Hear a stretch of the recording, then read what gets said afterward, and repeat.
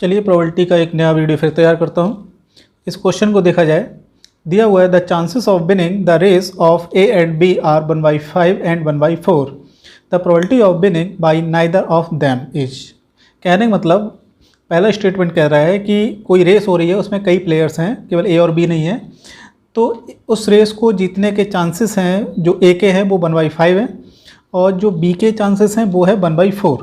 ठीक है, तो अब वो रेस स्टार्ट हुई है, तो अब ये भी हो सकता है कि नाइदर ऑफ देम मतलब बोला गया कि दोनों ही नहीं जीतें, दोनों ही नहीं जीतेंगे तो और कोई तीसरा जीत सकता है। ठीक है, तो कोई भी जीत सकता है, आप ए भी जीत सकता है, बी भी जीत सकता है या इसके अलावा भी कोई जीत सकता है। लेकिन इस क्वेश्चन की कंडीशन क्या है कि ये ए और बी बस ना जीते, इसके अलावा और कोई जीत जाए। ठीक है, तो इस क्वेश्चन की प्रोबेबिलिटी हम कैसे निकालेंगे, तो प्रोबेबिलिटी ऑफ हिज विनिंग, ठीक है, तो प्रोबेबिलिटी ऑफ हिज विनिंग पहले लिख लेते हैं। प्रोबेबिलिटी ऑफ ए विनिंग कितनी है इसकी 1/5 and probability of winning of B is 1/4। ठीक है, तो यहाँ से आप देखिएगा ये ए के जीतने की प्रोबेबिलिटी है, तो ए के ना जीतने की प्रोबेबिलिटी क्या हो जाएगी, तो जस्ट 1 माइनस कर दिया जाता है, तो 1 माइनस 1/5, तो ये आपका कितना है 4/5। और बी के ना जीतने की प्रोबेबिलिटी कितनी है यहाँ पर 1 माइनस 1/4, तो ये हो जाएगी 3/4। ठीक है, तो क्या कह रहे हैं, नाइदर ऑफ देम, कोई भी ना जीते, मतलब कि आपसे पूछा जा रहा है probability of A complement intersection B complement, ना ही ए जीते और ना ही बी जीते, क्या मतलब ए भी नहीं जीते एंड बी भी ना जीते, तभी तो ये चीज़ हो पाएगी। ठीक है, तो इन दोनों में क्या है कि एक दूसरे की प्रोबेबिलिटी जो है वो डिपेंडेंट नहीं है। ठीक है, ये इंडिपेंडेंट है, दोनों अलग अलग रेस दौड़ेंगे, तो इसलिए डिपेंडेंसी नहीं है, मतलब कि इंडिपेंडेंट केसेस है, तो आप सीधे probability of A complement into probability of B complement इसको अलग अलग कर सकते हो। ठीक है, तो इसका डायरेक्ट आंसर एक कितना है आपका 4/5 है, यहाँ पर दे रखा है, मैंने कैलकुलेट पहले ही कर लिया था, और यहाँ पर इसका 3/4 दे रखा है। 4 से 4 कैंसिल हो जाएगा, दिस एंड दिस, तो आपका कितना बचेगा 3/5। ठीक है, यही आपका क्या हो गया, आंसर हो गया। ठीक है, सिंपल सा क्वेश्चन था। प्रोबेबिलिटी के इस क्वेश्चन में क्या दिया हुआ है, if A and B are mutually exclusive events then probability of A और बी। ठीक है, तो देखो पहली बात तो यहाँ पे एक वर्ड है म्यूचुअली एक्सक्लूसिव इवेंट्स, इन पे हम चर्चा करेंगे, और दूसरा जो पूछा जा रहा है वो है प्रोबेबिलिटी ऑफ ए और बी। इसको आप लिखना चाहोगे तो इसको आप ऐसे लिख सकते हो, probability of A union B. Right, तो म्यूचुअली एक्सक्लूसिव पहले समझ लेते हैं। म्यूचुअली एक्सक्लूसिव का मतलब होता है ये दोनों इवेंट्स एक साथ नहीं हैं, एक साथ मतलब इवेंट्स नहीं हो सकते हैं, तो एक साथ इवेंट नहीं हो सकते हैं, तो मतलब दोनों एक साथ का मतलब होता है ए इंटरसेक्शन बी, मतलब कि एक ही टाइम पे ए हो जाए एंड बी भी हो जाए। ठीक है, तो ये पॉसिबल नहीं होता है, तो ये इम्पॉसिबल केस होता है, इसलिए इसकी probability of A intersection B क्या होती है, 0 होती है। राइट, तो अब ये probability of A union B, तो उसमें मैं इसको यूज़ कर सकता हूँ, तो इसका एक फार्मूला होता है, आप जानते होंगे, probability of A plus probability of B minus probability of A intersection B, और ये जो पार्ट है ये इंडिपेंडेंट होने की वजह से क्या हो गया, 0 हो गया। तो यहाँ से आप निकालेंगे तो आपका बचा क्या हमारे पास, केवल probability of A plus probability of B. ठीक है, तो आपको प्रोबेबिलिटी ऑफ ए और प्रोबेबिलिटी ऑफ बी इनकी वैल्यू आपको दे नहीं रखी है, इसकी वजह से आप probability of A union B आप कैलकुलेट नहीं कर सकते हो। राइट, तो इसकी वजह से यहाँ पे जो आंसर है वो आपका नॉन ऑफ दीज माना जाएगा। ठीक है, सी ऑप्शन तो वैसे भी नहीं हो सकता है, क्योंकि प्रोबेबिलिटी जो होती है वो कभी भी निगेटिव नहीं हो सकती है। ठीक है, तो केवल म्यूचुअली एक्सक्लूसिव में क्या होता है, probability of A intersection B वो होता है वो 0 होता है। ठीक है, पेपर में एक्चुअली यही पूछना चाह रहे होंगे, लेकिन वो गलती से ए यूनियन बी पूछ गए हैं। ठीक है, तो ए यूनियन यदि आपसे ये पूछा जाता है तो आंसर आपका ये वाला हो जाता है। तो इस चीज़ को ध्यान रखिएगा कि probability of A intersection B इसमें 0 होता है, ना कि ए यूनियन बी 0 होता है। ठीक है, तो एक साथ और थोड़ा सा और देख लीजिए, यदि हम यहाँ पे इंडिपेंडेंट इवेंट्स की बात कर रहे होते, जो कि हम पहले भी डिस्कस कर चुके हैं, तो उसमें probability of A intersection B equal to होता है probability of A into probability of B. ठीक है, तो इस चीज़ को याद रखिएगा कि म्यूचुअली एक्सक्लूसिव में क्या होता है, इंटरसेक्शन की प्रोबेबिलिटी 0 होती है, इसमें इंटरसेक्शन की प्रोबेबिलिटी क्या हो जाता है, probability of A into probability of B हो जाता है। ये क्वेश्चन है, a number is chosen at random from first 10 numbers, मतलब कि कहाँ से आपको लिया जा रहा है डेटा, 1 2 3 4 5 6 7 8 9 एंड 10। ये फर्स्ट 10 नंबर्स होते हैं, नंबर्स का मतलब नेचुरल नंबर्स की बात कर रहे हैं यहाँ पर। ठीक है, बाई डिफ़ॉल्ट जो नंबर्स की बात करते हैं वो नेचुरल नंबर की बात करते हैं, जिसकी स्टार्टिंग 1 से होती है। ठीक है, ना कि 0 से। तो ये आपके 10 नंबर्स हैं, इसमें से आपने क्या किया, एक किसी डिजिट को आपने एक नंबर को आपने सेलेक्ट किया हुआ है, ठीक है। अब वो नंबर इसमें से कोई भी हो सकता है। अब वो पूछा जा रहा है कि वो नंबर ऑड भी हो और साथ में एक परफेक्ट स्क्वायर भी हो, तो इसमें से कौन कौन से नंबर ऐसे हो सकते हैं, ठीक है। तो आप इसमें से फेवरेबल केसेस आप सेलेक्ट कर लीजिए। 1 जो है वो एक परफेक्ट स्क्वायर भी होता है और साथ में ऑड भी होता है, ठीक है। इसके बाद परफेक्ट स्क्वायर 4 हो सकता है, लेकिन ये ऑड नहीं है। इसके बाद परफेक्ट स्क्वायर 9 हो सकता है जो कि ऑड है। तो आप कितने नंबर मिले आपको? केवल 2 नंबर्स ऐसे हैं जो कि ऑड भी हैं और परफेक्ट स्क्वायर भी है। तो 2 आपकी फेवरेबल केसेस हैं और टोटल डिजिट कितने, टोटल नंबर्स कितने थे आपके पास? 10। तो आंसर कितना हो जाएगा? 2/10 = 1/5। ओके, इस क्वेश्चन को स्टार्ट करते हैं। A number is chosen at random from first 100 numbers, ठीक है। तो 100 नंबर्स 1 से लेकर 100 तक हो गए, इसमें से आपने एक नंबर सेलेक्ट करने जा रहे हैं। The probability that number is prime, अब वो नंबर एक प्राइम नंबर हो तो इसके क्या चांसेस हैं, ठीक है। तो टोटल जो है आपके 100 में से किसी एक नंबर को सेलेक्ट करना, तो जो टोटल केसेस हो जाएंगे वो 100C1 मतलब 100 हो जाएगा, ठीक है। तो आप डिवाइडेड बाई 100C1 लिख लीजिएगा या सीधा सीधा 100 लिख लीजिएगा, एक ही बात। अब हमें प्राइम नंबर पहले देखने पड़ेंगे, 1 से लेकर 100 तक प्राइम नंबर होते कितने हैं, ठीक है। तो सबसे पहले हम बात कर लेते हैं 1 पर। क्या 1 प्राइम नंबर होता है कि नहीं होता है, ठीक है। तो 1 प्राइम नंबर नहीं होता है, ये मोस्टली बच्चे जानते हैं। स्टार्टिंग कहाँ से होती है? 2 एक प्राइम नंबर होता है, 3 प्राइम नंबर होता है, उसके बाद 5 होता है, उसके बाद 7 होता है, ठीक है। 2 एक इकलौता ऐसा इवन नंबर है जो कि प्राइम होता है, अदरवाइज जितने भी प्राइम नंबर होते हैं वो सारे ऑड होते हैं। डेफिनेशन आप लोगों को याद होगी, जैसा कि छोटे क्लासों में पढ़ा दिया जाता है, जो कि गलत पढ़ाया जाता है। छोटे क्लासों के काफ़ी बड़ी क्लास तक ये गलत ही पढ़ाया जाता है। तो मैं आपको डेफिनेशन क्लियर कर देता हूँ। आप काफ़ी लोगों ने ये देख रखा होगा कि वो नंबर जो 1 से डिविजल हो या खुद से डिविजल हो वो नंबर प्राइम कहलाते हैं, ठीक है।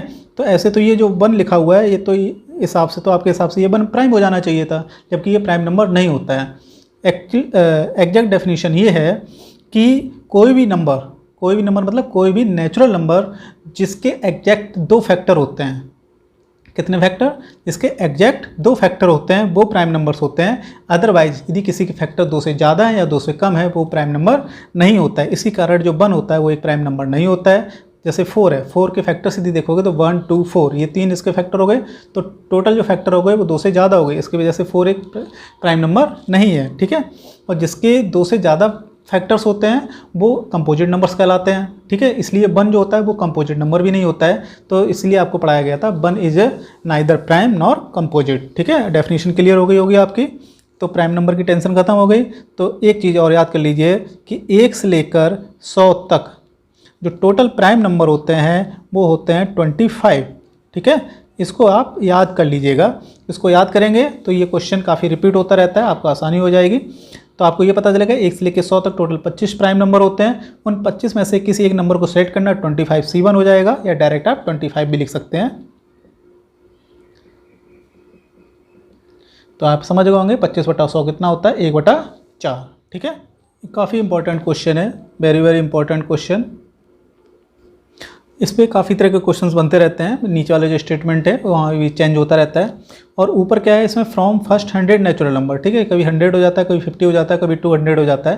लेकिन आप कॉन्सेप्ट यदि क्लियर है तो आप वैल्यू चेंज होती रहेगी, कोई आपको प्रॉब्लम नहीं होने वाली है। आप देख लीजिए क्या है क्वेश्चन।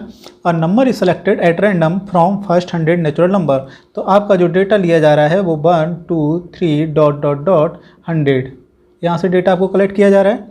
आपसे प्रोबेबिलिटी पूछी जा रही है और इसमें से क्या कर रहे हैं, एक नंबर आप सेलेक्ट कर रहे हैं।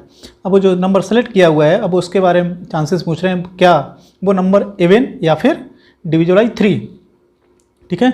तो इस चीज़ को हम क्वेश्चन कैसे करते हैं, इसके लिए हम थ्योरम लगा लेते हैं, probability of A union B वाली। तो probability of A union B की क्या होता है? Probability of A plus probability of B minus of probability of A intersection B. कैसे ये काम करेगा? देखो, और आइदर और के लिए यूनियन होता है, ये चीज़ आप जानते ही हो। तो इसका मतलब हम प्रोबेबिलिटी निकालने जा रहे हैं जो नंबर या तो 2 से डिविजल हो या तो 3 से डिविजल हो। इवन का मतलब होता है जो नंबर 2 से डिविजल हो, ठीक है। तो नंबर 2 से डिविजल हो या फिर 3 से डिविजल हो, तो उनकी हम प्रोबेबिलिटी निकालने जा रहे हैं। तो हम क्या करेंगे, 2 से डिविजल वाले सारे नंबर काउंट कर लेंगे पहले, ठीक है। 2 4 8 10 12 100 98 इधर 96 ऐसे जितने भी नंबर होंगे वो हम सारे काउंट कर लेंगे। टोटल 50 दिख रहे होंगे आपको साफ साफ। इसके बाद प्रोबेबिलिटी ऑफ बी में वो नंबर हम काउंट कर लेंगे जो 3 से डिविजल हैं। 3 का पाड़ा बढ़ते जाइए, 3 6 9 ऐसे डॉट डॉट डॉट 30 आएगा, 33 भी आएगा, 36 आएगा, डॉट डॉट 90 भी आएगा, फिर 93, 96 एंड 99, तो वो भी आप काउंट कर सकते हो 33 होंगे। लेकिन ये जो नंबर ज़्यादा बड़ा कर दिया जाता है, जैसे 100 के बदले 200 कर दिया या 700 कर दिया, 500 कर दिया, तो काउंट करने में हो सकता है आपको प्रॉब्लम हो। तो और इसके बाद क्या करते हैं, तो अब इन दोनों में मैंने उन दो नंबरों को काउंट कर लिया, काउंट तो कर लिया, लेकिन हुआ क्या है, जैसे 6 है वो 2 से भी डिविजल होता है और 3 से भी डिविजल होता है। तो एक बार आप काउंट इसमें भी कर चुके हैं, एक बार काउंट इसमें भी कर चुके हैं, मतलब आप 2 बार काउंट कर चुके हैं, जबकि आपको काउंट कितनी बार करना है, सिर्फ एक बार। जब एक बार काउंट करना है तो एक बार मुझे जो एक्स्ट्रा इसमें जोड़ रखा है उन चीज़ों को हटाना होगा। तो इसी के लिए probability of A intersection B, मतलब कि जो नंबर 2 से डिविजल हैं एंड 2 से डिविजल है एंड 3 से भी डिविजल हैं, तो उन नंबर्स को हम काउंट कर लेंगे। तो उनको ऑल 2 बार इसमें जोड़ चुके हैं, तो एक बार मुझे घटाना होगा, तो इसलिए उन नंबर्स को हम काउंट करके माइनस कर लेंगे। क्लियर? तो क्या करते हैं, तो इसकी प्रोबेबिलिटी निकालने के लिए हम एक तरीका बता देते हैं कि यहाँ पे कितने नंबर निकलेंगे। तो यहाँ पे आपको कितना दिया हुआ है, 100, ठीक है। तो 100 को 2 से आप डिवाइड कर दीजिए। डिवाइड करने के बाद आप केवल इंटीजर्स पार्ट में डिवाइड करना है। कितना आया, 50, तो यहाँ पे लिख लीजिए 50। क्लियर? और टोटल नंबर हैं कितने, 100, तो 50/100 हो गया, ठीक है। अब प्लस, अब प्रोबेबिलिटी ऑफ बी निकालने के लिए क्या करेंगे, टोटल नंबर आपके पास 100 है, स्टार्टिंग 100 होनी चाहिए, ठीक है। और 3 से डिवाइड करेंगे, 3 से डिवाइड करेंगे तो 33.33 आएगा। तो हम क्या करेंगे, इस वाले पार्ट को हटा देंगे, केवल 33 लिखेंगे, डिवाइडेड बाई 100 माइनस, ठीक है। अब वो नंबर जो 2 से भी डिविजल है एंड 3 से भी हैं, दोनों से, मतलब वो तो क्या करते हैं, तो उनके लिए 2 और 3 इनकी बात कर रहे हैं, तो इनका पहले हम एलसीएम निकाल लेंगे, ठीक है। एलसीएम निकालेंगे तो कितना आएगा, 6 आएगा। तो अब 6 से डिविजल वाले नंबर देख लीजिए, तो उसको हम काउंट कैसे करेंगे, 100/6 करेंगे। तो आप डिवाइड करिएगा, तो 6 एकम 6, कितना बचा, 4 और 40, 6 36 होता है। और आगे कुछ करेंगे तो आगे डॉट डॉट डॉट ऐसे करके आता जाएगा। तो इसको पीछे वाला पार्ट तो हमें लेना ही नहीं है, तो केवल हमें इंटीजर फोकस करना है, पीछे लिखने की कोई जरूरत नहीं। तो यहाँ पे कितना आया, 16, तो यहाँ पे लिख लेंगे 16 और डिवाइडेड बाई 100। ओके, तो अब क्या कर लेते हैं, अब इनको 50 और 33 कितना हो गया, 83, और 83 में से आप 16 को माइनस कर दीजिए। क्लियर?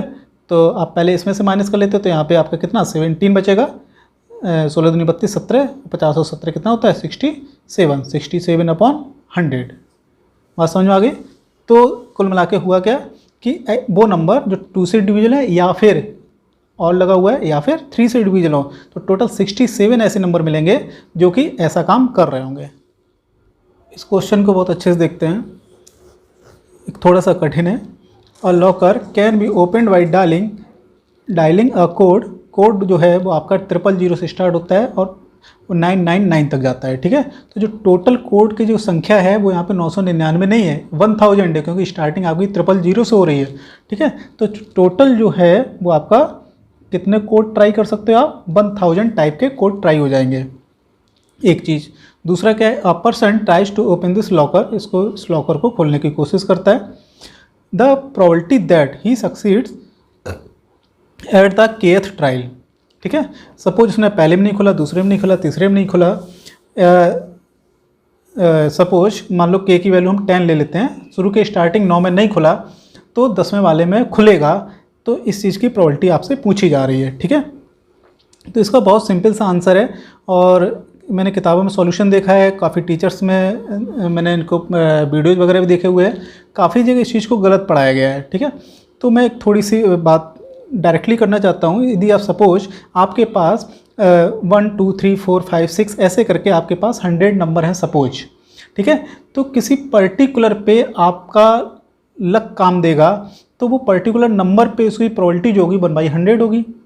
ऐसे यदि आपको लगे 1 से लेके 1000 तक आपके पास नंबर हैं, तो पर्टिकुलर कोई पॉइंट पे आपका लक साथ देगा, उसकी प्रोबेबिलिटी 1/1000 होगी, ठीक है।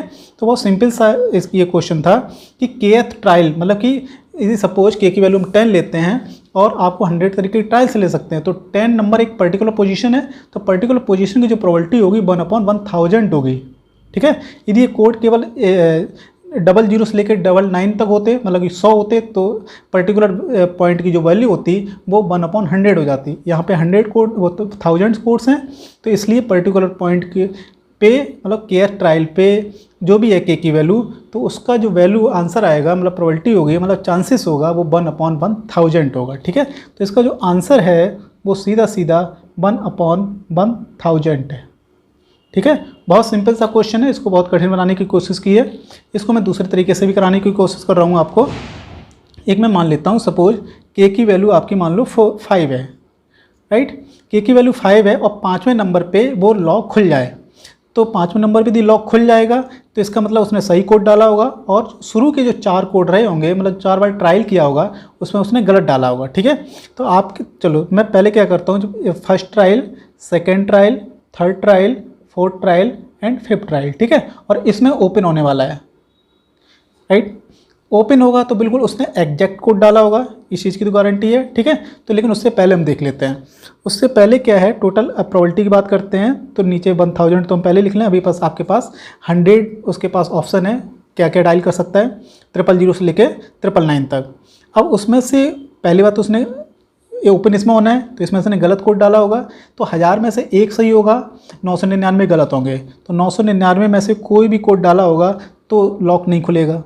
ठीक, अब क्या हो गया, अब एक उसने अपना जो ट्रायल था वो बेकार कर दिया। ठीक है, अब वो डालेगा तो अब उसके पास अवेलेबल कितने कोड हो जाएंगे, 999, क्योंकि एक कोड तो वो ट्राई कर चुका है। ठीक है, अब जो 999 बचे हुए हैं उनमें से एक सही है, 998 खराब है, मतलब गलत है, तो 998 डालेगा तब भी नहीं खुलेगा। ठीक है, अब उसके पास कितने अवेलेबल हैं, 998, उनमें से एक सही है, 997 गलत है। अब कितने अवेलेबल हैं उसके पास, 997, उसमें से एक सही है और 996 गड़बड़ है। ठीक है, अब कितने अवेलेबल हैं, 996 और उसमें से एक सही है और 995 गलत है। तो अब वो कह रहा है 5वें वाले में ही खुलना चाहिए, तो इसका मतलब उसने सही कोड डाला होगा, तो यहाँ पे वही वाला कोड डालेगा, और सही कोड कितना है, केवल 1। ठीक है, अब यहाँ से आप कैलकुलेट कर लीजिए, तो पहले में गलत हो एंड सेकेंड में गलत हो एंड थर्ड में गलत हो एंड फोर्थ में गलत हो एंड फिफ्थ में सही हो, तभी तो फिफ्थ ट्रायल में वो खुलेगा। ठीक है, तो अब यहाँ से इसकी कैलकुलेशन केवल करनी है, तो 999 से 999 कट गया, इससे ये कट गया, इससे ये कट गया, इससे ये कट गया, आंसर कितना आ गया, 1/1000। ठीक है, यही आपका सही आंसर है। किताब में कई जगह गलत दिया हुआ है, अभी मैं एक बुक जस्ट देख रहा था, शायद अमित एम अग्रवाल की है, उन्होंने भी सॉल्यूशन इसमें गलत दिया हुआ है। आइए इस क्वेश्चन को करते हैं। दिया हुआ है ए bag contains 19 tickets numbered from 1 to 19। ठीक है, उन पे नंबरिंग पड़ी हुई है 1 2 3 4 5 ... 18 एंड 19। ठीक है, 19 टिकट है, 19 टिकटों पे से एक एक नंबर पड़ा हुआ है और नंबर सीरियल से पड़ा हुआ है 1 से लेकर 19 तक। फिर क्या करें, 1 ticket is drawn and then another ticket is drawn without replacement. ठीक है, ये वर्ड काफ़ी इंपॉर्टेंट है, विद रिप्लेसमेंट या विदाउट रिप्लेसमेंट, कि मतलब पहली टिकट निकाली उसको मैंने वापस नहीं रखा हुआ है। ठीक है, तो मैं दोनों क्वेश्चन डिस्कस कर लूँगा कि विद रिप्लेसमेंट में क्या आंसर आएगा और विदाउट रिप्लेसमेंट में क्या आंसर आएगा। ठीक है, आगे देखा है the probability that both ticket shows even number, मतलब जो मैंने दोनों टिकट निकाली हैं दोनों टिकट पे ही इवन नंबर शो हो रहा हो, इसकी क्या प्रोबेबिलिटी है। ठीक है, तो सबसे पहले मैं इसमें ये देख ले रहा हूँ टोटल इवन नंबर्स कितने हैं और ऑड नंबर्स कितने हैं इसमें। ठीक है, तो टोटल 19 नंबर है, स्टार्टिंग 1 से हो रही है, एंडिंग 19 पे हो रही है, तो इसमें जो ऑड नंबर होंगे वो एक ज़्यादा होगा, ये 10 होंगे, ये 9 होगा। ठीक है, तो बहुत सिंपल सा ही, ये चीज़ तो बताने वाली नहीं है। अब क्या है कि अब मैंने एक टिकट निकाला, टोटल अभी आपके पास टिकट कितनी है, 19। ठीक है, 19 हैं और उसमें से आप जो टिकट निकले उस पर इवन नंबर हो तो उसके फेवर में आपके कितने रहेंगे, 9 टिकट्स रहेंगे, तो 9/19 हो गया। ठीक है, अब क्या हुआ, सेकंड टिकट की बारी आई, 19 जो थी, अब एक टिकट आगे क्या हुआ, कम हो गई, 19 में से एक निकाल लिया था, अब 18 टिकट बची हुई हैं, उन 18 बची हुई हैं। अब उसमें भी सेकंड टिकट किसकी बात करना चाह रहा है, वो भी इवन की बात करना चाह रहा है, तो इवन एक टिकट आपकी जब निकल चुकी है तो इवन कितनी रह गई होंगी, 8 बची होंगी। जब 8 बची हुई तो आपके फेवर में कितनी टिकट होंगी, 8 होंगी। अब इन दोनों में मल्टीप्लाई या प्लस होता है, तो कैसे करेंगे इसमें कि फर्स्ट टिकट भी इवन शो कर रहा हो एंड सेकंड टिकट भी इवन शो कर रहा हो, तभी तो both ticket shows even number. ठीक है, तो फर्स्ट टिकट पे इवन आए एंड सेकंड टिकट पर भी इवन नंबर आए, तो इस हिसाब से आंसर हो जाएगा। ठीक है, अब क्या करते हैं, एक विद रिप्लेसमेंट वाला भी देख लेते हैं। तो ये तो विदाउट रिप्लेसमेंट था, यहाँ लिख देता हूँ विदाउट रिप्लेसमेंट। ठीक है, तो अब क्या करता हूँ, विद रिप्लेसमेंट में क्या हो जाएगा आंसर, 9/19 पहली टिकट में कोई टेंशन नहीं होती है, रिप्लेसमेंट तो जब पहले निकला था उसके बाद ही स्टार्ट होता है। अब मैंने क्या किया, जो टिकट निकाली थी मैंने उस पर चेक कर लिया, अच्छा इवन है, रख दिया उसमें, ठीक है, तो उसकी प्रोबेबिलिटी था 9/19। अब जब मैंने उसको वापस रख दिया तो टोटल 19 ही रही, और जो इवन वाली 9 थी हमारे पास तो वो 9 की 9 हो गई होंगी फिर से, तो क्या हो जाएगा 9/19 फिर से हो जाएगा। अब बीच में ऑपरेशन कौन सा लगेगा, मल्टीप्लाई लगेगा, ये मैं ऊपर समझा चुका हूँ आपको। बहुत ही अच्छा, बहुत ही इंपॉर्टेंट क्वेश्चन है, पेपर में काफ़ी रिपीट होता रहता है। इसमें 3-4 तरीके क्वेश्चन बनते हैं, सारी चीज़ों को देख लेंगे। दिया हुआ और डिटरमिनेंट इज चून एड्रेडम ऑफ ऑर्डर 2 के आपके डिटरमिनेंट्स लेने हैं, और डिटरमिनेंट की जो एंट्रीज हैं वो 0 और 1, इसके अलावा कोई तीसरा एलिमेंट नहीं हो सकता उसमें।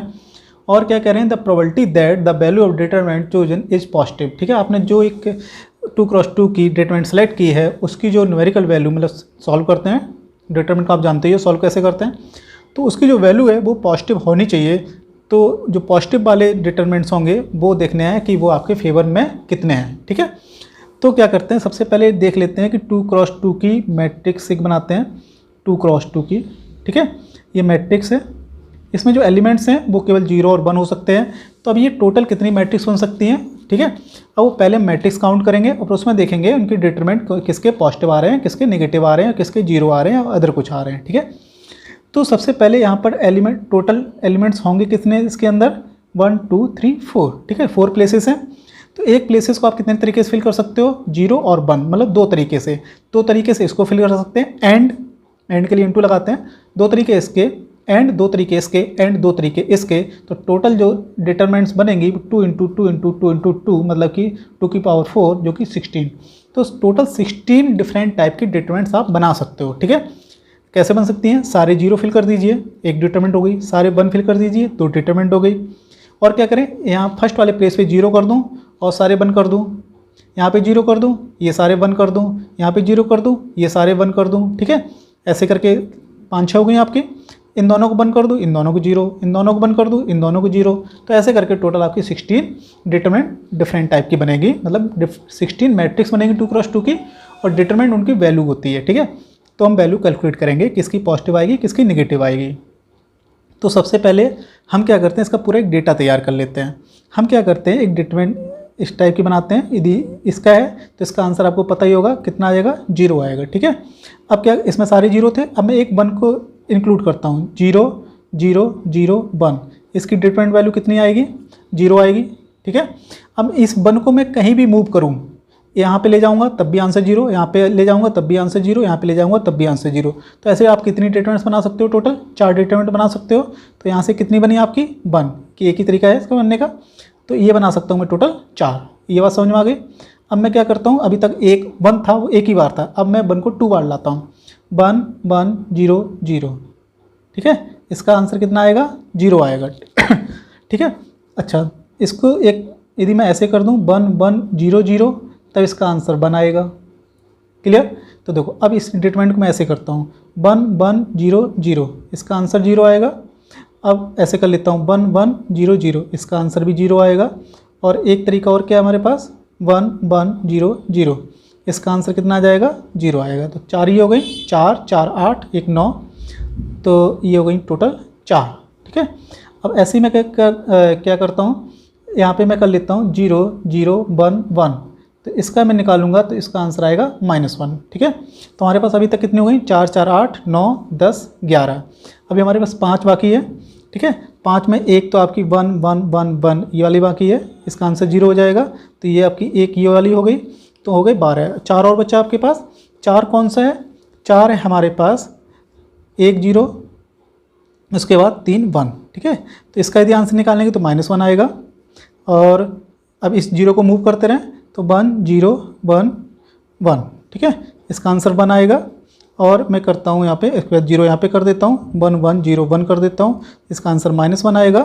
ऐसे एक डिटरमिनेंट और बना लेता हूँ, इसके बाद 0 यहाँ पे कर देता हूँ, तो 1 1 1 1, इसका आंसर +1 आएगा, ठीक है। तो इतना सारे डेटा आपका तैयार हो गया। तो देखो अब आपके पास टोटल 16 तैयार हैं। अब इन 16 में से कितने का आंसर 0 है और कितने के आंसर +1 है, किसके आंसर -1 है, इसके अलावा कोई तीसरा आंसर नहीं आ रहा है। तो इसमें देख लीजिए 1 4 ये हो गई, 5 6 के आंसर 0 हो गए, 7 8 9 10 लोगों के आंसर 0 आ रहे हैं। 1 2 3, 3 के आंसर 1 आ रहे हैं और 3 के आंसर -1 आ रहे हैं। ठीक है, तो ये डेटा पूरा आप लिख के रखिएगा, क्योंकि ये काम आ सकता है कि पॉजिटिव का क्वेश्चन पूछा गया है, अगला क्वेश्चन आपका नेगेटिव का हो सकता है, या और क्या हो सकता है, क्या बोलते हैं उसको, सिंगुलर और नॉन सिंगुलर का। ठीक है, तो सिंगुलर मैट्रिक्स कितनी है इसमें 10, नॉन सिंगुलर कितनी है 6। ठीक है, तो ये पूरा समझ में आ गया आपको। तो यहाँ पे मैं एक रफली बना देता हूँ कि डिटर्मिनेंट 0 कितने के आ रहे हैं 10 लोगों के, +1 कितने लोगों के आ रहे हैं 3 लोगों के, -1 कितने लोगों के आ रहे हैं 3 लोगों के। ठीक है, बात समझ गए, पूरा डेटा तैयार है। अब आंसर आप बता सकते हो। पॉजिटिव, तो पॉजिटिव कितने हैं 3 ही तो हैं, और टोटल कितने हैं 16, तो आंसर कितना हो गया 3/16 आंसर हो गया। ठीक है, क्लियर। नेगेटिव पूछा जाएगा 3/16, 0 10/16, सिंगुलर 10/16, नॉन सिंगुलर 3 और 3 6, 6/16। तो कई सारे क्वेश्चन एक में तैयार हो गए आपके, अच्छे समझ में आया होगा। काफ़ी अच्छा है, इम्पॉर्टेंट है।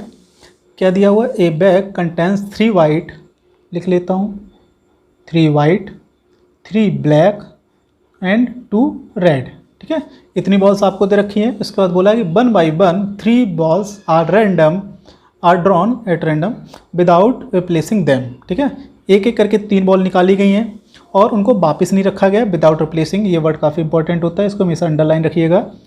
और आगे प्रोबेबिलिटी किस चीज़ की पूछी जा रही है, the probability that third ball is red. जो तीसरी है, मतलब तीसरे नंबर की जो निकलेगी वो थर्ड, मतलब ये तीसरे नंबर की बात कर रहे हैं। 3 बॉल आर रेड, मतलब तीनों रेड की बात नहीं कर रहे हैं। क्या कर रहे हैं, जो तीसरे नंबर की है वो रेड है, इसकी प्रोबेबिलिटी क्या चीज़ है, क्या होगा। ठीक है, तो मैं drawn number 1, second drawn and third drawn. ठीक है, तो इसमें इन्होंने फिक्स कर दिया है कि इसमें रेड ही इनको चाहिए। ठीक है, ये इनके फेवर में होना चाहिए। तो अब इससे पहले क्या रहा होगा, इसके बारे में मुझे विचार करना होगा। तो आपको पहले देख लीजिए, आपके पास डेटा कितना है, 3 वाइट, 3 ब्लैक, 2 रेड। ठीक है, इसका मतलब आपके पास यदि इन दोनों को एक साथ रखा जाए तो 3 और 3 6, ये नॉन रेड तरह कंसीडर करिएगा। ठीक है, तो इसको मैं लिख देता हूँ, ये कैसी है, नॉन रेड टाइप्स हैं। क्लियर। जब एक रेड इसमें है तो एक ही रेड इधर मैक्सिमम जा सकती है। ठीक है, तो मैं क्या करता हूँ, क्या क्या चांसेस हो सकते हैं, पहली रेड हो, ये वाली नॉन रेड हो। क्लियर, या फिर ऐसा हो सकता है पहली वाली नॉन रेड हो, ये वाली रेड हो। ठीक है, ये वाली भी रेड हो, तब भी तो अब क्या हो जाएगा कि थर्ड जो ड्रॉन है उसमें रेड बना रहेगा। अच्छा, और क्या हो सकता है कि पहली नॉन रेड हो, ये भी नॉन रेड हो, इसके बाद रेड निकल आए। ठीक है, तब भी तो थर्ड बॉल इज रेड हो सकता है। तो ये 3 चांसेस हैं, इसके अलावा और कोई केसेस हमें बनते नहीं दिख रहा है। राइट, तो अब इन तीनों के केसेस को हमेशा क्या करते हैं, केसेस को ऐड किया जाता है। तो हम अलग अलग इसके आंसर्स निकालेंगे और इन तीनों आंसर्स को लास्ट में ऐड कर लेंगे। पहली रेड हो, ठीक है, तो टोटल बॉल आपके पास हैं कितनी, 3 3 6 और 2 8 बॉल है टोटल। ठीक है, टोटल 8 बॉल्स हैं। तो पहली रेड तो 2/8 हो जाएगा। एंड अगली क्या हो, नॉन रेड। ठीक है, तो नॉन रेड आपके पास अभी अवेलेबल कितनी है, 3 और 3 6, 3 और 3 6 अवेलेबल हैं, और मतलब कि 6 नॉन रेड है, और टोटल जो बची आपके पास 7, क्योंकि आपको वापस नहीं रखी गई है। ठीक, नेक्स्ट अब क्या हो जाएगा, अच्छा अब 2 बॉल निकल चुकी हैं, बॉल कितनी बची है आपके पास, 6 बची हुई है। अब क्या करना है, ये बॉल रेड ही होनी चाहिए, और एक रेड मैं ऑलरेडी निकाल चुका हूँ, तो आपके पास बची कितनी, केवल एक बचा हुआ है, तो 1। ये बात क्लियर हो गई। अब मैं इस पर आ जाता हूँ, नॉन रेड। नॉन रेड आपके पास कितनी है, 6, अभी अवेलेबिलिटी कितनी है 8 की, तो 6/8 हो गया। ठीक है, आगे रेड आपके पास 2 है, लेकिन टोटल बॉल आपकी बची है 7, तो 2/7। अब अगली रेड होनी चाहिए, अगली रेड कितनी बची हुई है, 1, बॉल कितनी रह गई है 6। यहाँ तक क्लियर हो गया। अब इसको देख लेते हैं, नॉन रेड है कितनी, 6, टोटल कितनी है 8। अब टोटल बचेंगी कितनी, 7, और नॉन रेड अगले वाले में क्या है, नॉन रेड, एक नॉन रेड निकल चुका है, तो एक कम हो चुका है, 5, बॉल कितनी बची, 8 7 6 बची हुई हैं। अच्छा सा सिंपल सा इंपॉर्टेंट सा क्वेश्चन लिखा हुआ है, एक दिया हुआ है, for any event A, 4 option दिए, उसमें से एक सही है, बचे हुए 3 गलत भी हो सकते हैं। ठीक है, लेकिन आपको वो ऑप्शन बताना है जो कि हर केसेस में ट्रू बना रहेगा। सबसे पहले हम देख लेते हैं डी ऑप्शन, या सी ऑप्शन पे आते हैं। ये कह रहे हैं प्रोबेबिलिटी ऑफ ए क्या 1 से बड़ी हो सकती है, कभी नहीं हो सकती, इसको पहले ही। ठीक है, ये नेवर ट्रू वाला हो गया, ये तो बिल्कुल ही गलत है। Probability of A complement is less than 1, ठीक है। अब यहाँ पर क्या है कि ये जो ए कॉम्प्लीमेंट है ये अपने आप में खुद एक इवेंट है, तो कि कोई भी इवेंट वो इक्वल बन के बराबर भी हो सकता है, ठीक है, बन के इक्वल भी हो सकता है, 1 से छोटा भी हो सकता है। तो यहाँ पे यदि इक्वल लगा होता तो ये बिल्कुल ट्रू हो जाता, लेकिन इक्वल ना होने की वजह से ये डाउटफुल केस में है, ठीक है। तो ये डाउटफुल वाले में हम इसको भी टिक नहीं लगा सकते हैं। यदि ये दोनों गलत हो गए ए और बी, तो हम उस केस में डी को तो हम सही कर सकते हैं, अदरवाइज इसको भी सही नहीं करेंगे, ठीक है। तो इसको हम डाउटफुल केस में रखते हैं। अब आ जाते हैं फर्स्ट ऑप्शन पे, क्या कह रहे हैं, probability of A plus probability of A complement equal to 0, ठीक है। तो होता क्या है कि जैसे कि आपका सपोज ये आपका एक सेट दिया हुआ है, ठीक है, ये यूनिवर्सल सेट है, जो कुछ काम होना है इसी के अंदर होना है, इसकी जो ओवरऑल प्रोबेबिलिटी होती है बाहर वाले डिब्बे की वो होती है 1, ठीक है। तो अब इसी 1 के अंदर सब कुछ रहना है। तो ये जो है वो ए इवेंट है, तो इसकी प्रोबेबिलिटी और जो बाहर है उसकी वो है ए कॉम्प्लीमेंट। इस क्वेश्चन में क्या दिया हुआ है, अ card is drawn from a pack of 100 cards number from 1 to 100। तो नंबर आपका 1 2 3 4 5 6 7 अप टू 99 एंड 100, यहाँ तक आपके एक कार्ड्स हैं, उसमें नंबरिंग पड़ी हुई है, उसमें से एक कार्ड आपका निकाला गया है।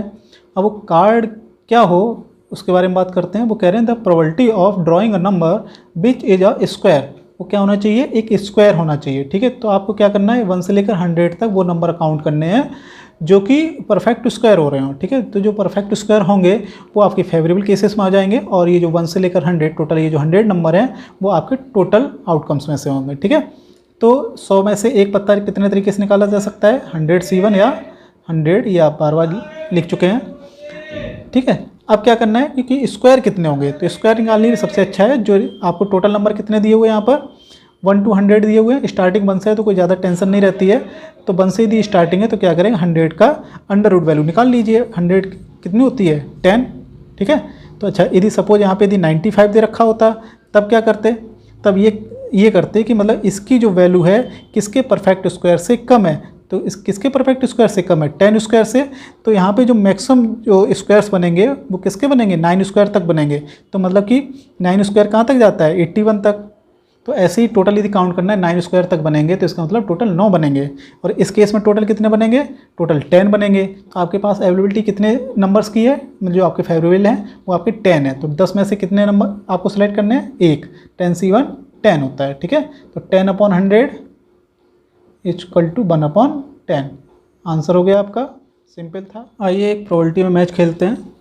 दिया है इंडिया और वेस्ट इंडीज़ का मैच हो रहा है, एक टेस्ट सीरीज है और उसमें कोई पर्टिकुलर मैच जीतने के चांसेस है इंडिया और वेस्ट इंडीज़ के बराबर बराबर, मतलब कि प्रोबेबिलिटी इंडिया की भी 1/2 है और वेस्ट इंडीज़ की भी 1/2 है।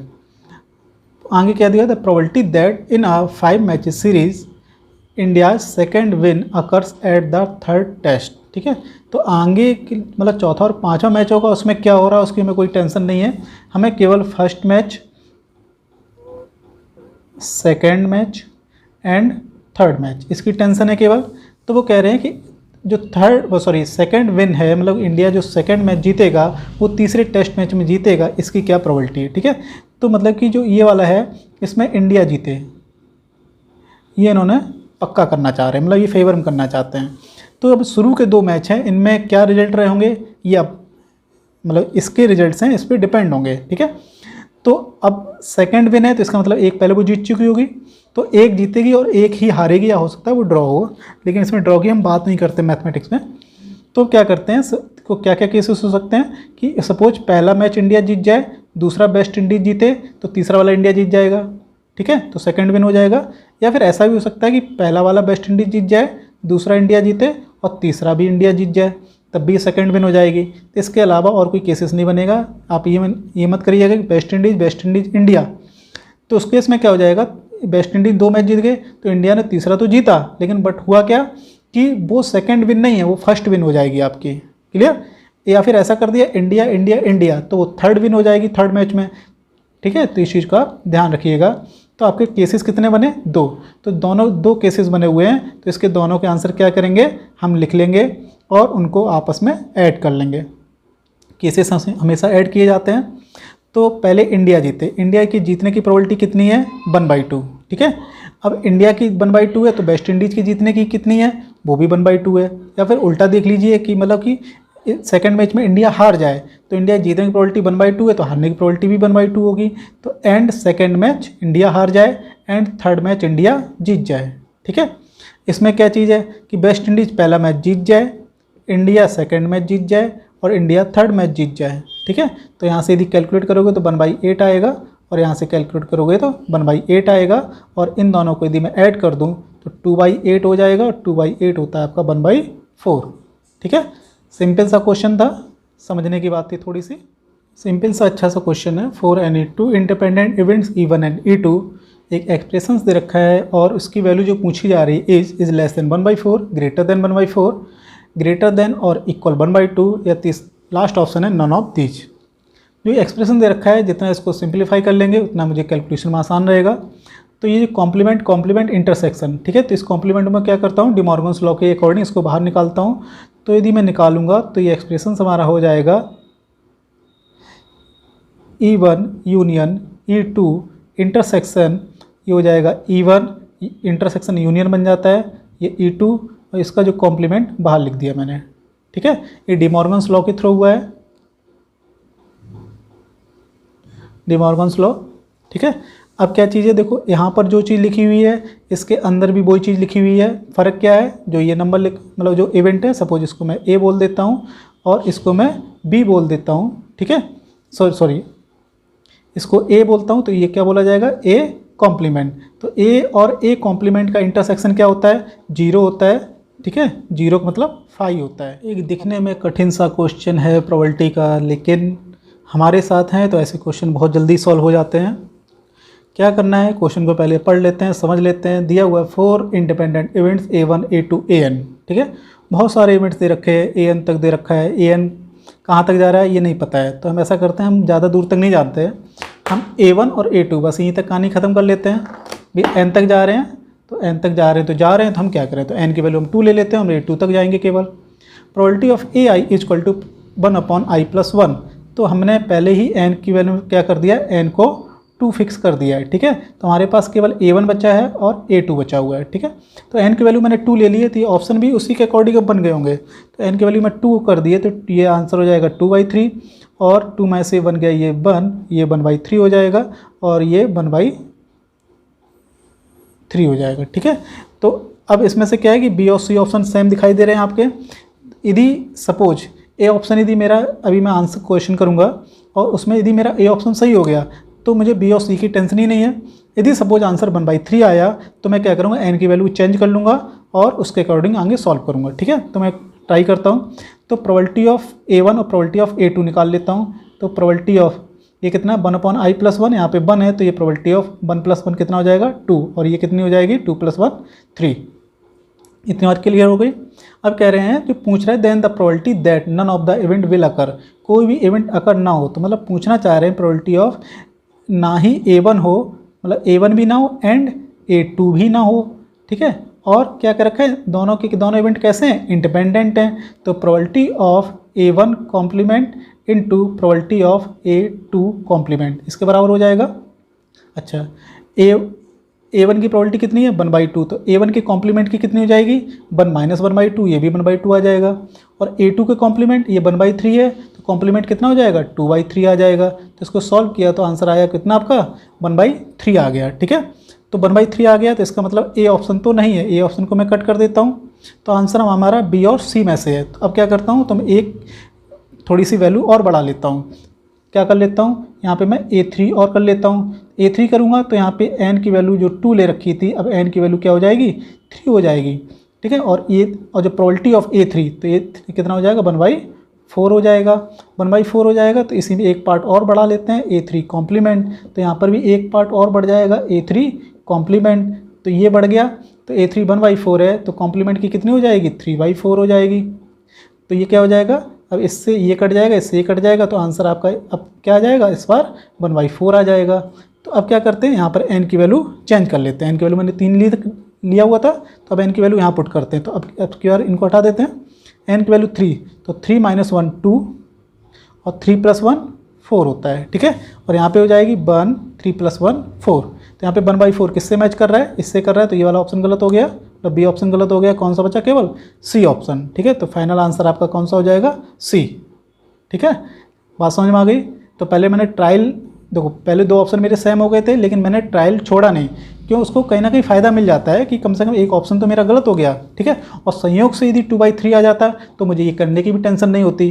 तो इसलिए कभी भी दो ऑप्शन सेम हो जाएं तो ज़्यादा टेंशन ना लीजिए। लेकिन कभी कभी यदि कैलकुलेशन बहुत ज़्यादा लग रही हो, ठीक है, वो प्रैक्टिस पे ही आता है कि हम कैलकुलेशन को समझना कि हमारे आगे कैलकुलेशन कितना टाइम लगने वाला है, ठीक है। तो डायरेक्ट ये पेपर में नहीं कर सकते हो कि हम कैलकुलेशन में सोचें, ट्रायल मारें, तो ये सब घर पे ही प्रैक्टिस की जाती है। और अच्छे से प्रैक्टिस करिएगा और इस पर विचार करिएगा कि जब मैंने ये किया था तो मुझे कैलकुलेशन में कितना टाइम लगा। तो उसी के अकॉर्डिंग आप जो न्यूमेरिकल वैल्यूज़ लेते हैं, जो एन की, जैसे मैंने आर्बिट्रेरी वैल्यू ली हुई थी, पहले 2 लिया, 3 लिया, तो इस पे हर पॉइंट पे आप डिस्कशन करिए, मतलब विचार कीजिए कि मैं कब वैल्यू क्या लेता हूँ और किस तरह के आंसर्स मेरे आते हैं, कितना टाइम लगता है, और पेपर में जब करूँगा तो उसको मैं कैसे मैनेज करूँगा। ये प्रोबेबिलिटी का एक मैच और खेलते हैं।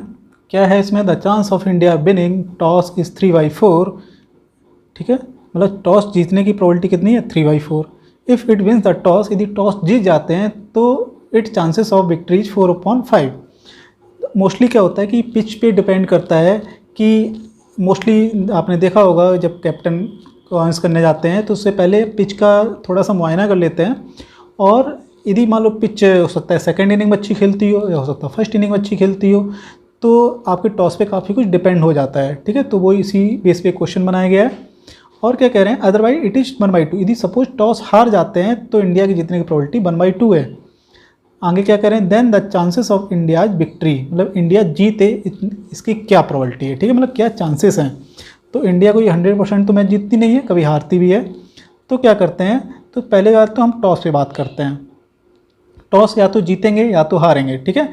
टॉस या तो जीतेंगे या तो हारेंगे, तो दो केसेस बन गए, टॉस के जीतना या फिर हारना, ठीक है। जब दो केस बन गए तो दो केस के अकॉर्डिंग जो आंसर्स आएंगे तो उन्हीं को हम क्या कर लेंगे, आपस में ऐड कर लेंगे।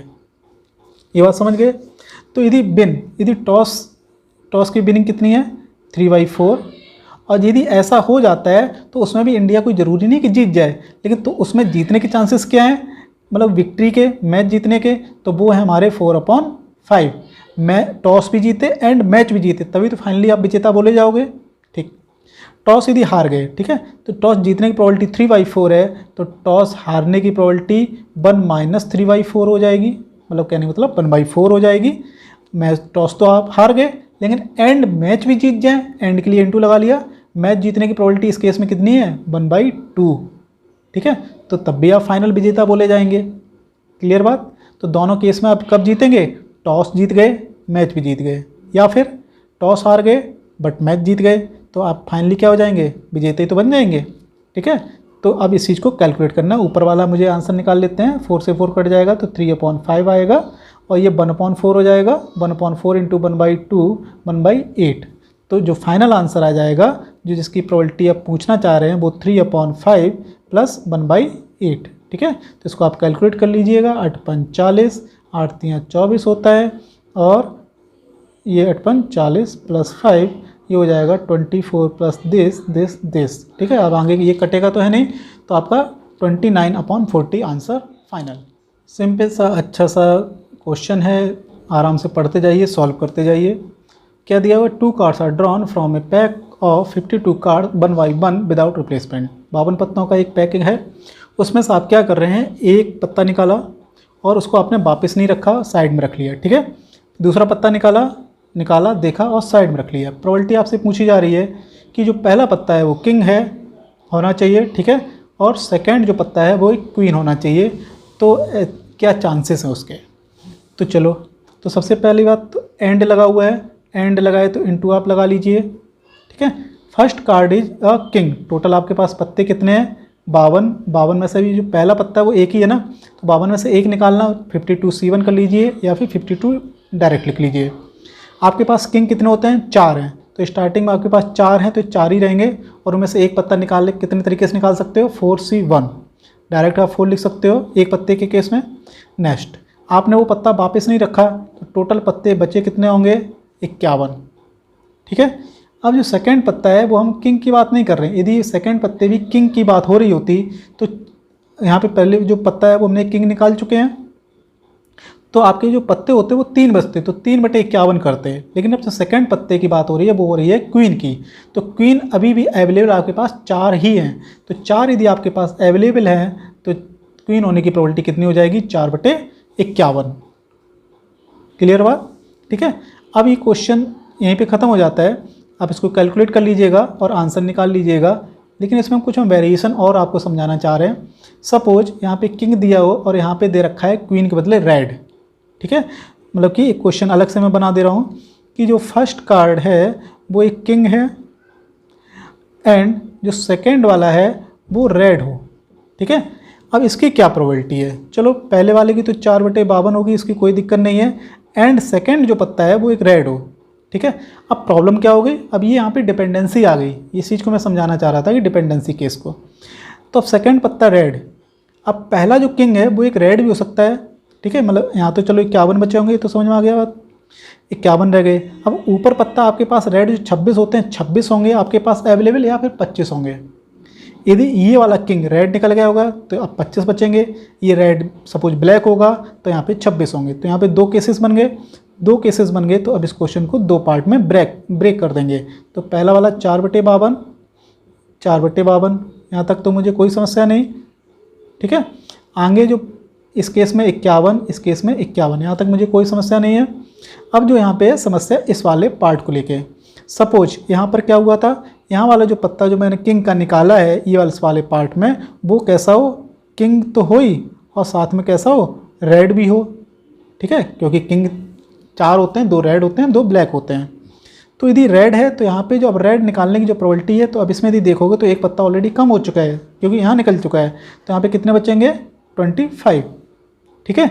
अब जब चलो सेकंड केस की बात कर लेता हूँ। सेकंड केस में यदि ऐसा हो जाए कि किंग तो हो लेकिन वो कैसा हो, ब्लैक हो, तो ब्लैक होगा। तो अब इससे सेकंड केस में बात करेंगे तो आपके पास जो रेड कलर के पत्ते होंगे वो कितने होंगे, 26 ही होंगे, ठीक है। तो ये जो मैंने बनाया था ये क्या था, केस थे। जो केसेस होते हैं तो उनको आपस में क्या कर देते हैं, ऐड कर देते हैं। इन दोनों के आंसर्स को क्या करते हैं, इंपॉर्टेंट क्वेश्चन है काफ़ी। 2 dice are thrown together, 2 dice पर आप जानते ही हो, ठीक है। तो इसमें जो टोटल आउटकम्स बनते हैं वो आपको याद होंगे, कितने बनते हैं, 6 × 6 कहने का मतलब 36, ठीक है। प्रोबेबिलिटी पूछी जा रही है, the probability that at least 1 will show it's digit 6 is, मतलब कि 2 आपने पासे फेंके हैं और उस पर एक पर कम से कम 6 आना चाहिए, ठीक है। कैसे कैसे हो सकता है कि जैसे कि आपका जो ये वाला फेस है ऐसे ऐसे आएगा, यदि इस पर सपोज 6 आ जाए, इस पर सपोज 4 आ जाए, ठीक है, तब भी हो जाएगा। इस पर 6 आ जाए, इस पर 3 आ जाए, तब भी काम चल जाएगा। इस पर दोनों पे 6 आ जाए तब भी तो ये कंडीशन आपकी फुलफिल रहेगी, ठीक है। अच्छा 3 तो ये आपकी कैसी है, फेवर में है। तो लेकिन एक कंडीशन ऐसी भी तो हो सकती है कि सपोज इस पर 2 आ जाए, सपोज इस पर 5 आ जाए, मतलब 6 आई ना, ठीक है। तो कहने का मतलब हम 6 की बात कर रहे हैं, पहले पे 6 आए, दूसरे पे 6 ना आए, ठीक है। हम 4 की बात नहीं कर रहे हैं, यहाँ पर 6 ना आए। ये केस कौन सा है, पहले पे 6 ना आए, दूसरे पे 6 आए, दोनों पर 6 आए। ये वाला केस वो है, ना इस पे 6 आए ना इस पे 6 आए, ठीक है। तो यहाँ पर ये केस जो है वो आपके फेवर में नहीं है, लेकिन कुल मिला के आपके इतने केसेस हैं। तो इसमें से 3 केसेस इधर, 1 केसेस इधर, ठीक है। तो अच्छा सबकी प्रोबेबिलिटी इक्वल नहीं है क्योंकि 6 आने की प्रोबेबिलिटी 1/6 होती है। अब बचे हुए 6 ना आने की प्रोबेबिलिटी यहाँ पर 5/6 है। तो इसलिए डायरेक्ट आप 3/4 आंसर ना कर दीजिएगा। यदि सबकी प्रोबेबिलिटी सेम होता तो डायरेक्ट हम 3/4 कर देते हैं, ठीक है। तो क्या करते हैं, पहले हम इसका आंसर निकाल लेते हैं, ठीक है। पहले पे 6 आए एंड दूसरे पे एंड वर्ड है ना, तो एंड इस पर 6 ना आए तो इसकी प्रोबेबिलिटी, तो ऐसी दिस। तो ये 4 तरीके केसेस बनेंगे। 4 केसेस में से आपको कितने केसेस चाहिए, 3। तो इन तीनों का आंसर को हम ऐड कर लेंगे तब भी आंसर आपका निकल आएगा। एक तरीका ये है कि पता है कि इन सारी की जो प्रोबेबिलिटी का सम होगा वो 1 होगा हमारा, तो हम क्या करते हैं, इस वाली की प्रोबेबिलिटी निकाल लेते हैं और 1 माइनस कर देते हैं। तो 1 माइनस करेंगे तो ये वाला पार्ट की प्रोबेबिलिटी अपने आप निकल आएगी। तो ये ज़्यादा आसान है। तो क्या करते हैं कि यहाँ पे 6 ना आए, तो 6 ना आने की प्रोबेबिलिटी 5/6। इस वाले पार्ट में भी 6 ना आए तो इसकी प्रोबेबिलिटी 5/6। तो दोनों पे 6 ना आए, मतलब पहले पे भी 6 ना आए एंड दूसरे पे भी 6 ना आए, तो एंड के लिए क्या लगा लेते हैं, मल्टीपल। तो ये चीज़ क्लियर हो गई। तो ये हो गया हमारा 25/36। ठीक है, तो ये वो प्रोबेबिलिटी है कि इसमें एक भी बार आपका 6 नहीं आ रहा है। ठीक है, तो अब इसी को मैं क्या करता हूँ 1 माइनस का 25/36 कर देता हूँ, तो 11/36 हो जाएगा आपका। तो ये जो इतने पार्ट जिसका आप आंसर पूछा जा रहा था, तो उसका आंसर कितना हो जाएगा 11/36। ठीक है, आप इसको अलग अलग भी करते, इनका आंसर को सम करते तब भी आंसर आपका 11/36 आता है, और इससे करेंगे तब भी आंसर आपका 11/36 ही आएगा। इंपॉर्टेंट क्वेश्चन है काफ़ी। 2 dice are thrown together. 2 dice पर आप जानते ही हो। ठीक है, तो इसमें जो टोटल आउटकम्स बनते हैं वो आपको याद होंगे, कितने बनते हैं 6 × 6, कहने का मतलब 36। ठीक है, प्रोबेबिलिटी पूछी जा रही है, the probability that at least 1 will show it's digit 6 is, मतलब कि 2 आपने पासे फेंके हैं और उस पर एक पर कम से कम 6 आना चाहिए। ठीक है, कैसे कैसे हो सकता है कि जैसे कि आपका जो ये वाला फेस है ऐसे ऐसे आएगा, यदि इस पर सपोज 6 आ जाए, इस पर सपोज 4 आ जाए, ठीक है, तब भी हो जाएगा। इस पर 6 आ जाए, इस पर 3 आ जाए, तब भी काम चल जाएगा। इस पर दोनों पे 6 आ जाए, तब भी तो ये कंडीशन आपकी फुलफिल रहेगी। ठीक है, अच्छा 3 तो ये आपकी कैसी है, फेवर में है। तो लेकिन एक कंडीशन ऐसी भी तो हो सकती है कि सपोज इस पर 2 आ जाए, सपोज इस पर 5 आ जाए, मतलब 6 आई ना। ठीक है, तो कहने का मतलब हम 6 की बात कर रहे हैं, पहले पे 6 आए, दूसरे पे 6 ना आए। ठीक है, हम 4 की बात नहीं कर रहे हैं, यहाँ पर 6 ना आए। ये केस कौन सा है, पहले पे 6 ना आए, दूसरे पे 6 आए, दोनों पर 6 आए। ये वाला केस वो है, ना इस पे 6 आए ना इस पे 6 आए। ठीक है, तो यहाँ पर ये केस जो है वो आपके फेवर में नहीं है, लेकिन कुल मिला के आपके इतने केसेस हैं। तो इसमें से 3 केसेस इधर, 1 केसेस इधर। ठीक है, तो अच्छा सबकी प्रोबेबिलिटी इक्वल नहीं है, क्योंकि 6 आने की प्रोबेबिलिटी 1/6 होती है। अब बचे हुए 6 ना आने की प्रोबेबिलिटी यहाँ पर 5/6 है। तो इसलिए डायरेक्ट आप 3/4 आंसर ना कर दीजिएगा। यदि सबकी प्रोबेबिलिटी सेम होता तो डायरेक्ट हम 3/4 कर देते हैं। ठीक है, तो क्या करते हैं, पहले हम इसका आंसर निकाल लेते हैं। ठीक है, पहले पे 6 आए एंड दूसरे पे एंड वर्ड है ना, तो एंड इस पर 6 ना आए, तो इसकी प्रोबेबिलिटी, तो ऐसी दिस। तो ये 4 तरीके केसेस बनेंगे। चार केसेस में से आपको कितने केसेस चाहिए, 3, तो इन तीनों का आंसर को हम ऐड कर लेंगे, तब भी आंसर आपका निकल आएगा। एक तरीका ये है कि पता है कि इन सारी की जो प्रोबेबिलिटी का सम होगा वो 1 होगा हमारा, तो हम क्या करते हैं, इस वाले की प्रोबेबिलिटी निकाल लेते हैं और 1 माइनस कर देते हैं। तो 1 माइनस करेंगे तो ये वाला पार्ट की प्रोबेबिलिटी अपने आप निकल आएगी। तो ये ज़्यादा आसान है। तो क्या करते हैं कि यहाँ पे 6 ना आए, तो 6 ना आने की प्रोबेबिलिटी 5/6। इस वाले पार्ट में भी 6 ना आए, तो इसकी प्रोबेबिलिटी 5/6। तो दोनों पे 6 ना आए, मतलब पहले पे भी 6 ना आए एंड दूसरे पे भी 6 ना आए, तो एंड के लिए क्या लगा लेते हैं, मल्टीपल। तो ये चीज़ क्लियर हो गई। तो ये हो गया हमारा 25/36। ठीक है, तो ये वो प्रोबेबिलिटी है कि इसमें एक भी बार आपका 6 नहीं आ रहा है। ठीक है, तो अब इसी को मैं क्या करता हूँ 1 माइनस का 25/36 कर देता हूँ, तो 11/36 हो जाएगा आपका। तो ये जो इतने पार्ट जिसका आप आंसर पूछा जा रहा था, तो उसका आंसर कितना हो जाएगा 11/36। ठीक है, आप इसको अलग अलग भी करते, इनका आंसर को सम करते तब भी आंसर आपका 11/36 आता है, और इससे करेंगे तब भी आंसर आपका 11/36 ही आएगा। अच्छा सा काफ़ी बार रिपीट होने वाला क्वेश्चन है, दिया हुआ है a person can kill a word with probability 3/4। ठीक है, किसी वर्ड को उसके मारने की प्रोबेबिलिटी कितनी है, 3/4। ही ट्राइज 5 टाइम्स, उसने 5 बार सपोज तीर से मारता है या बंदूक से मारता है, जिससे भी मारता है, तो मतलब एक बार बंदूक चलाएगा, ठीक है, तो उसकी प्रोबेबिलिटी 3/4, मतलब 75% चांसेस हैं कि वो चिड़िया को मार गिराएगा। उसने 5 बार बंदूक चलाई और आगे क्या पूछ रहा, what is the probability that he may not kill the bird. उसने चिड़िया को नहीं मार पाया, ऐसा हो सकता है, क्यों नहीं हो सकता है, ठीक है, बिल्कुल होगा, हो सकता है 5 बार निशाना ना लगाओ। ठीक है, तो 5 बार निशाना ना लगाओ, तो ये जो प्रोबेबिलिटी दे रखी थी वो 3/4 किसकी है, निशाना लगने की है। ठीक है, तो प्रोबेबिलिटी ऑफ जो सक्सेस है वो कितनी है, 3/4। ठीक है, तो प्रोबेबिलिटी ऑफ फेल्योर कितनी हो जाएगी आपकी, 1 माइनस का 3/4, ये कितना हो जाएगा 1/4। ठीक है, ये फेल्योर होने की प्रोबेबिलिटी हो गई। तो 5 बार फेल्योर होगा तभी तो चिड़िया बचेगी। तो 5 बार फेल्योर का मतलब जो आंसर आपसे पूछा जा रहा है उसकी प्रोबेबिलिटी कितनी हो जाएगी, पहली बार भी निशाना ना लगाओ एंड दूसरी बार भी निशाना ना लगाओ एंड तीसरी बार भी निशाना ना लगाओ एंड चौथी बार। थोड़ा सा टफ क्वेश्चन है, फर्स्ट टाइम यदि पेपर में आता तो काफ़ी बच्चों को ये छूट सकता था। क्या है, the sum of two positive number is 100। दो नंबर हैं हमारे पास, suppose a plus b equal to 100, ठीक है, इसकी बात कर रहे हैं। और कह रहे हैं the probability that their product is greater than 1000, ठीक है। तो अच्छा, कोई ज़रूरी नहीं है कि मतलब दो नंबर का सम 100 हो तो उनका प्रोडक्ट 1000 से बड़ा ही हो। यदि परमानेंट हो जाएगा तो उसकी प्रोबेबिलिटी तो 1 हो जानी चाहिए थी, ठीक है। तो ऐसे क्वेश्चन तो नहीं पूछते हैं। तो क्या होगा कि काफ़ी नंबर्स ऐसे होंगे जिनका सम तो 100 हो रहा होगा लेकिन मल्टीप्लाई 1000 से बड़ा नहीं होगा। जैसे सपोज मैं 1 ले लूँ और 99 ले लूँ तो उनका मल्टीप्लाई यदि करता हूँ, देखो 1 + 99 100 होता है, मल्टीप्लाई करूँगा तो 99 ही आएगा, 1000 से नीचे है। तो ऐसे दोनों जो दो नंबर हैं तो ऐसे बहुत सारे आपको मिलेंगे जिनके जो प्रोडक्ट्स होंगे वो 1000 से नीचे होंगे, कुछ के प्रोडक्ट 1000 से ज़्यादा भी होंगे और कुछ एक आध ऐसा भी आ सकता है जिसका जो प्रोडक्ट कितना हो, जो 1000 के इक्वल हो, ठीक है। तो मुझे कौन से आपको सर्च करने हैं जो कि 1000 से बड़े हों।